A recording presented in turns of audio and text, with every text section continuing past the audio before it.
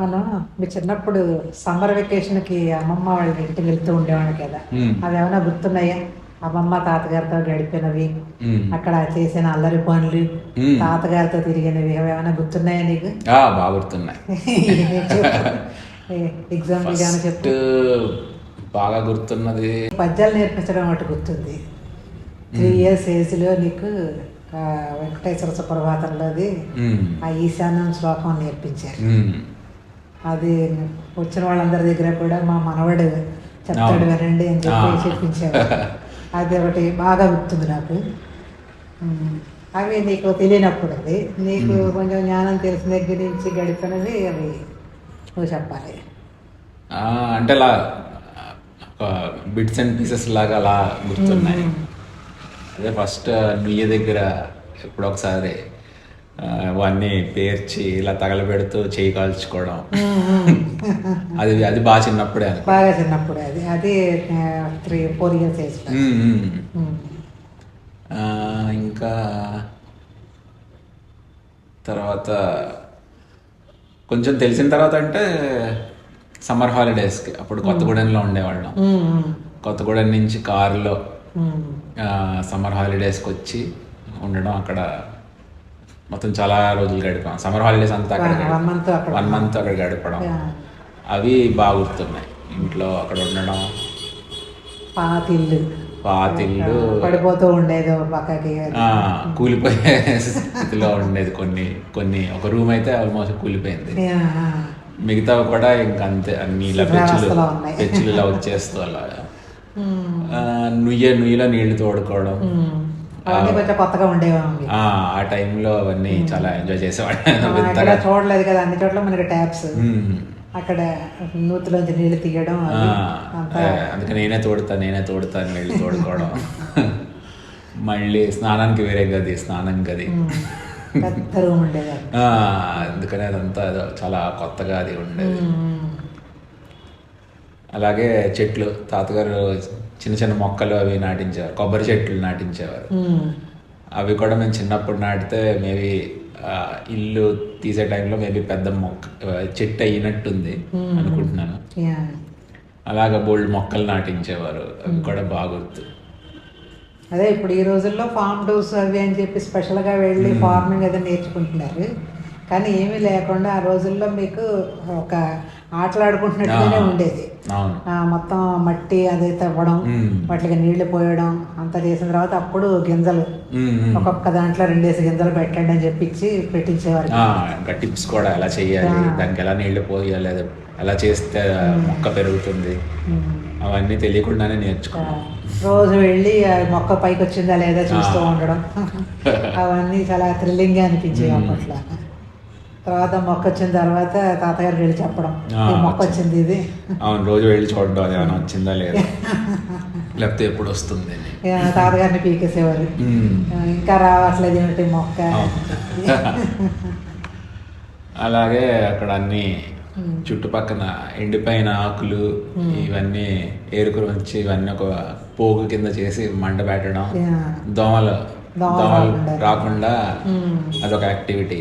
ఆ చెత్త క్లియర్ అయిపోతూ ఉండేది, దోమలు కూడా తగ్గిపోయాయి. ఆ ఏరుకుని రావడం అది కూడా బాగా మొత్తం సరౌండింగ్స్ అంతా తిరిగి ఎండిపోయిన ఆకులు కొమ్మలు ఇవన్నీ పట్టుకుని వచ్చి అవన్నీ పేర్చి మంట పెట్టడం. అలాగే ఇంట్లో దగ్గర పిచ్చుక గూడు కూడా ఉండేది, అది కూడా దానికి అదే లొకేషన్లో పెట్టేది ప్రతిసారి. అది కూడా బాగా గుర్తు. వెళ్ళేసరికి అక్కడ పిచ్చుకలు, ఎగ్స్, అది కూడా చాలా వింతగా అనిపించేది. ఎప్పుడు అంత దగ్గర నుంచి పిచ్చుకలు, బర్డ్స్ అని చూడలేదు అప్పుడు.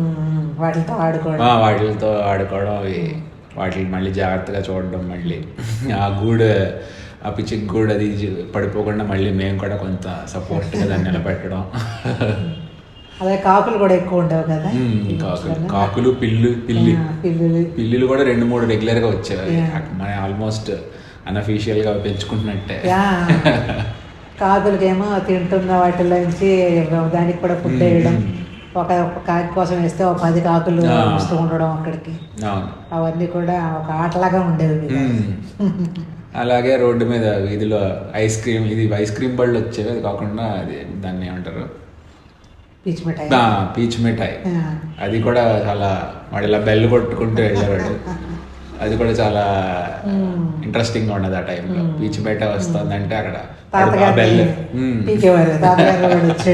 అంతే, ఆ బెల్ సౌండ్ వస్తుందంటే పరిగెట్టుకుని వెళ్ళడం, కొనుక్కోవడం.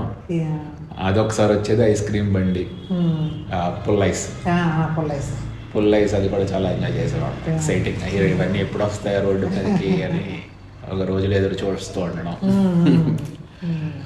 అది ఇంకా పాతిళ్ళు అవ్వడం లేని పుల్లలు పట్టుకుని ఆ గోడలు కూడా పొడిచేసేవారు కదా. అదొక ఆట. మళ్ళీ గోడలకి సున్నం వచ్చేలా కొడుతూ ఉండడం, దాని మీద బొమ్మలు గీయడం, లేకపోతే అది దాన్ని మొత్తం ఇలా ఇలా పొడిచి పెద్ద పెద్ద కన్నాలు పెట్టడం.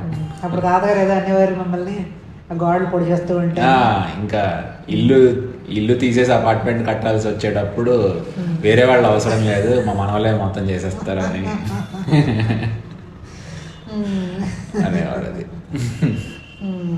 ఇంకా అందరూ కజిన్స్ కూడా వాళ్ళ సమ్మర్ హాలిడేస్ అప్పుడు అక్కడికి వస్తే అందరం గడపడం, అందరూ కలిసి ఆడుకోవడం. అది ఇక్కడ లండన్ స్టాట్యూ అనే గేమ్, ఇంకా ఇంకోటి ఉండేది క్రొకడైల్ అని, అది కూడా అంత ఎగ్జాక్ట్గా గుర్తు రావట్లేదు. మధ్యలో ఒక ఏదో రివర్ ఉండాలి, ఇది క్రాస్ చేసి వెళ్ళడం, అదొక గేమ్, అది కూడా ఆడేవాళ్ళం. ఇంకా కలర్స్ కూడా ఏదో ఉంటుంది, అంటే ఎగ్జాక్ట్గా అది గుర్తు రావట్లేదు, ఏదో కలర్ చెప్తారు. కలర్ ఏదో రెడ్ అంటే అందరూ రెడ్ కలర్ ముట్టుకోవాలి, అది ఎవరు ముట్టుకోలేకపోతే వాళ్ళు అవుట్ అయిపోయినట్టు అనమాట. ఇంకోటి మాలో మేము కనిపెట్టుకునే గేమ్ ఏదో ఉండేది, అది షిప్ పైరేట్స్ ఏదో అనమాట. అది అంత ఫుల్గా గుర్తులేదు, కానీ అది కూడా ఆడేవాళ్ళం. మంచమేమో షిప్, దాంట్లోనే మేము వెళ్తున్నట్టు, అలా ఏదో మాలో మేము కనిపెట్టుకున్న గేమ్స్ కొన్ని. అన్నం కలిపి పెట్టడం అది చేసేవారే. అన్నం కలిపి పెట్టడం అంటే ఎలా తినాలో కూడా క్లాసెస్ తాతగారు. ఇప్పుడు పొడిలో చారు వేసుకొని తినాలి, డిఫరెంట్ కాంబినేషన్స్. ఏ పొడి అది? శనగపొడిలో చారు, అలాగే ఆవకాయ అలా కలుపుకోవాలి, మంచిగా కొంచెం నెయ్యి అది వేసుకుని ఇంత ముద్దలు కలుపుకుని తినేవారు. మీకు అలాగే పెట్టేవారు? మాకు అలాగే ఇంత ముద్దలు.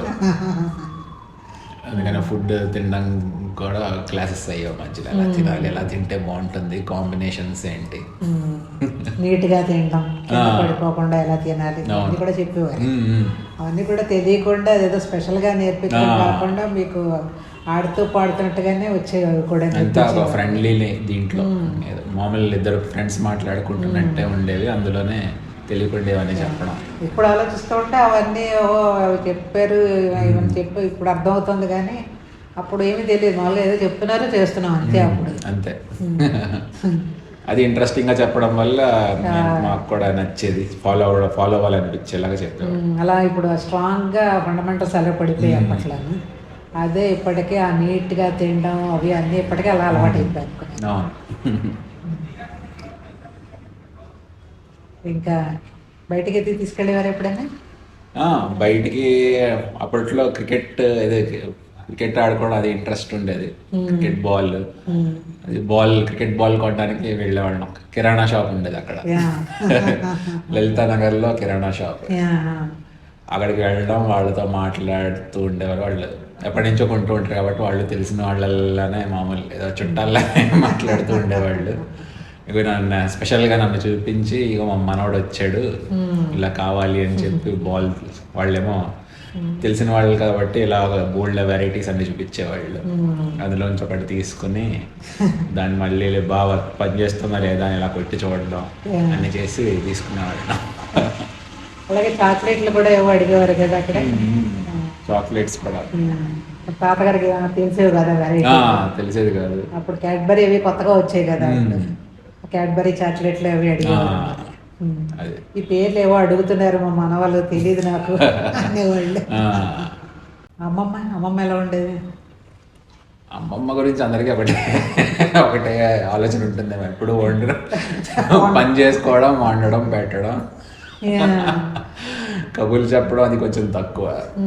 ఎక్కువ తాతగారే మాట్లాడడం, ఆడించడం అది ఎక్కువ ఉండేది. పద్యాలు నేర్పించడం, పాటలు పాడడం. ఆ ఏజ్లో కొంచెం తక్కువ అమ్మమ్మతో ఇంటరాక్షన్ ఉండేదేమో అంత. తర్వాత ఎక్కువ అంటే మేము కొంచెం పెద్దగా ఎక్కువ మాట్లాడడం అది ఉండేది. ఆ ఏజ్లో నాకు ఎక్కువ తాతగారితోనే గుర్తున్నాయి బాగా. ఎక్కువ మెమరీస్ అన్ని తాతగారితో. మొత్తం అందరి మనమలకి కూడా మా అందరికి తాతగారివే ఎక్కువ.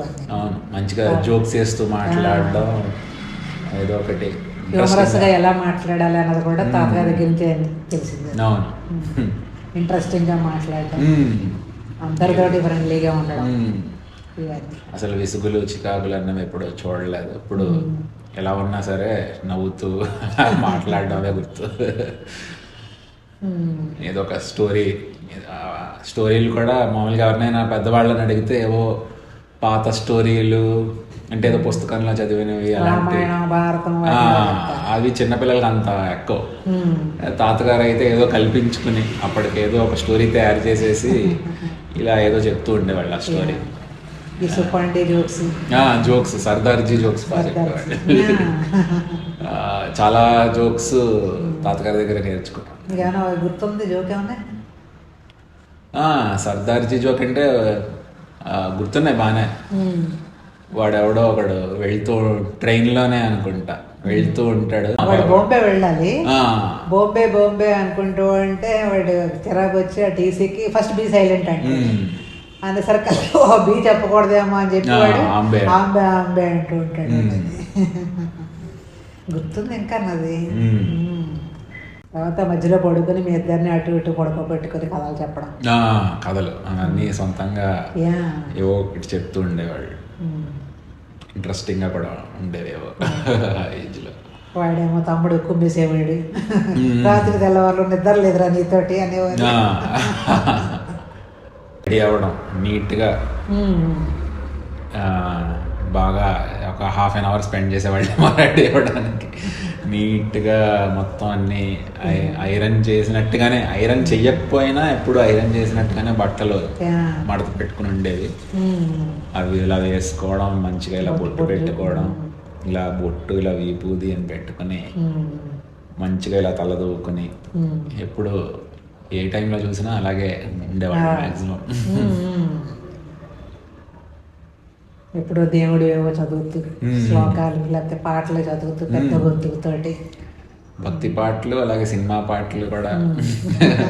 మా టైంలో అప్పుడు బాగా తెలిసింది రావేనా చెలియా జీన్స్ మూవీలో గట్టిగా పాడుతూ ఉండేవాళ్ళు ఆ పాట. అంటే బయట నుంచి చెత్తలన్నీ పట్టుకొచ్చి లోపల గదిలో పెట్టేవారు, అన్నీ ఏరుకొచ్చి రాళ్ళు ఏవేవో చెత్తలన్నీ. మరే అసలు ఇల్లే పాది మళ్ళీ ఇంకొంచెం చెత్త చేసేస్తున్నారు మీరు అనేవారు.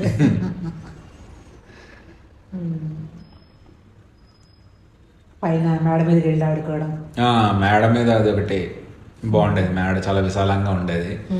కాకపోతే కొంచెం అక్కడక్కడ చిన్న క్రాక్స్ లాగా కొంచెం ఇది ఉందని కూలిపోయేలా కొన్ని చోట్ల అలా పడిపోయిందని చెప్పి ఎక్కువ వెళ్ళనిచ్చేవాళ్ళు కాదు.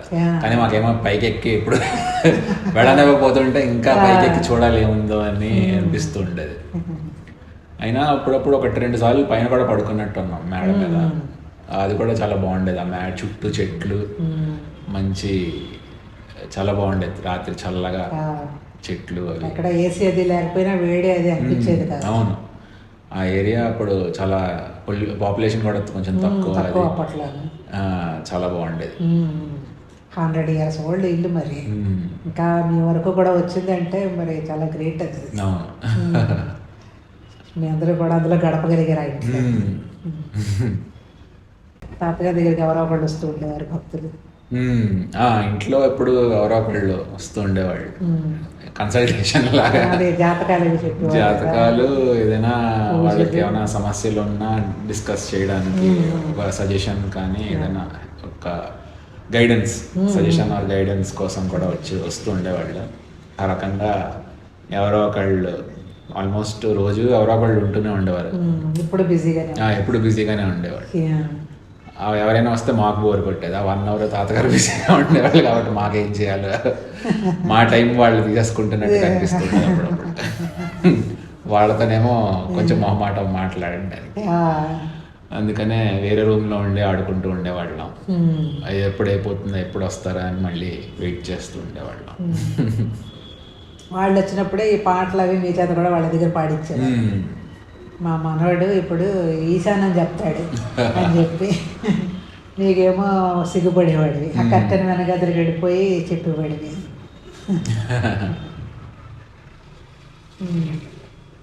అలాగే హాల్లో అనుకుంటా మొత్తం బోల్డ్ ఇలా దేవుడి ఫొటోస్ అన్ని విగ్రహాలు అన్నీ ఉండేవి. ఆ, అది కూడా చాలా బాగా అనిపించేది. అది పూజా మందిరం అనేది పూజా మందిరం కూడా ఇంత ఇంత పెద్దది అనుకుంటా, కింద నుంచి ఇంత చాలా పెద్దది, మన ఫ్రిడ్జ్ అంత హైట్.